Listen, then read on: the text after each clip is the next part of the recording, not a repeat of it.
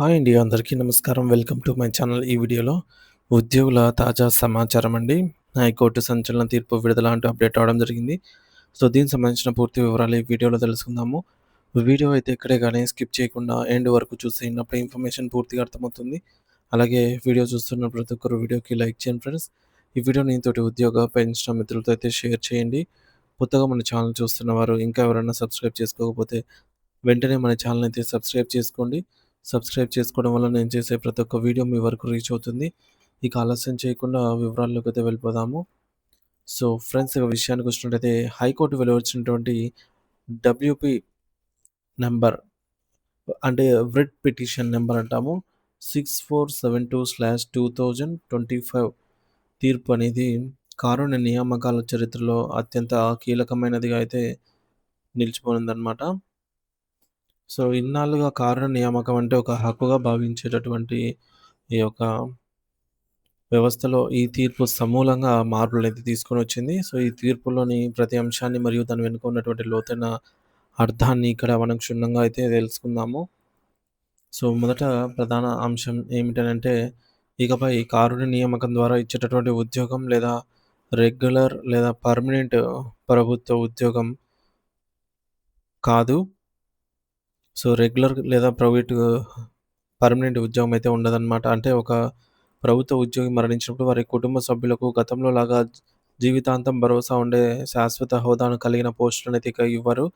దీనిని మరింత వివరంగా చెప్పాలంటే కారుణ్య నియామకం అనేది కేవలం ఆ కుటుంబానికి అప్పటికప్పుడు రోడ్డున పడకుండా ఆదుకోవడానికి ఇచ్చేటటువంటి ఒక చిన్న వెసులుబాటు మాత్రమే అని కోర్టు అభిప్రాయపడింది.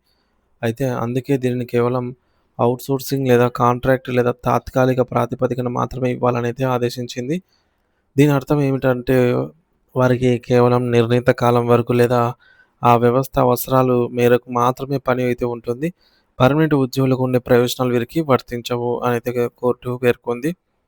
అలాగే రెండవ ముఖ్యమైన విషయం ఏమిటంటే, పెన్షన్ మరియు ఇతర బెనిఫిట్స్ గురించి కూడా ఈ విధంగా అయితే ఉన్నాయి డీటెయిల్స్. సో, సాధారణంగా ఒక ఉద్యోగి చనిపోయినప్పుడు వారి కుటుంబానికి గ్రాట్యుటీ, ప్రావిడెంట్ ఫండ్ మరియు నెలకు వచ్చేటటువంటి ఫ్యామిలీ పెన్షన్ వంటివి అందుతాయి.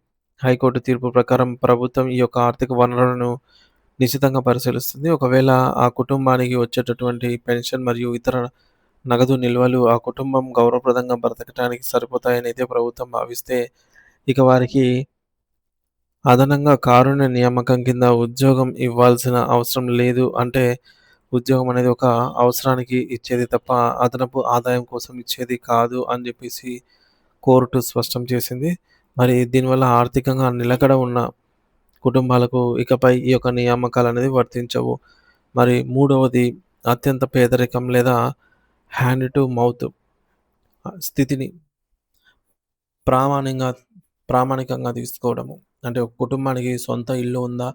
బ్యాంకులో నగదు ఎంత ఉంది?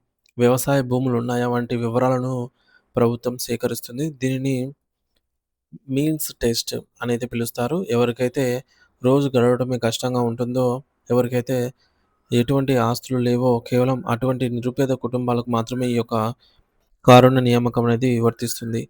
కేవలం ఉద్యోగి చనిపోయారు కాబట్టి ఉద్యోగం ఇవ్వాలనే పాత పద్ధతికి ఇప్పుడు తెరపడింది. ధనవంతులైన లేదా మధ్య తరగతి స్థాయిలో ఉన్నటువంటి ఉద్యోగుల కుటుంబాలకు ఈ యొక్క నియమం అనేది ఒక హక్కుగా దక్కనే దక్కదని చెప్పేసి కోర్టు అభిప్రాయపడింది. మరి నాలుగవ అంశం ఏంటంటే కొత్త నిబంధనలు అమలు మరియు గడువు. రాష్ట్ర ప్రభుత్వం 2026 జూలై 24 తేదీలోపు కారుణ్య నియామకాలకు సంబంధించి సరికొత్త మార్గదర్శకాలను మరియు జీవోలను రూపొందించాలి. అప్పటి వరకు అమల్లో ఉన్నటువంటి పాత నిబంధనలన్నీ కూడా రద్దవుతాయి. అంటే ఇకపై ప్రభుత్వం ఇచ్చేటటువంటి ప్రతి ఉద్యోగం కూడా ఈ కొత్త చట్టం ప్రకారం అయితే ఉంటుంది. మరి కాలం మారుతున్న కొద్దీ ప్రభుత్వ ఉద్యోగాల స్వరూపం మారుతోందని, దానికి అనుగుణంగానే ఈ మార్పులు ఉండాలని జెప్పేసి కోర్టు గట్టిగా చెప్పేసింది. మరి ఈ తీర్పు వల్ల కలిగే ప్రయోజనాలు చాలా తీవ్రంగా ఉంటాయి. ఎందుకంటే గతంలో ఒక అటెండర్ లేదా జూనియర్ అసిస్టెంట్ సరిపోతే వారి పిల్లలకు అదే స్థాయిలో పర్మనెంట్ ఉద్యోగం అనేది వచ్చేది.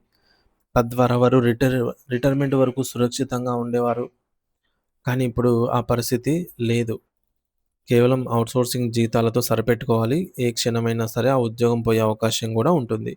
ఇది వారి సామాజిక భద్రతపై ప్రభావం అయితే చూపుతుంది. సో, ముఖ్యంగా ఉన్నత స్థాయి అధికారులైనటువంటి ఐఏఎస్ గ్రూప్ 1 వారు చనిపోయినప్పుడు వారి యొక్క కుటుంబాలకు ఇచ్చేటటువంటి పెన్షన్ లక్షల్లో అయితే ఉంటుంది.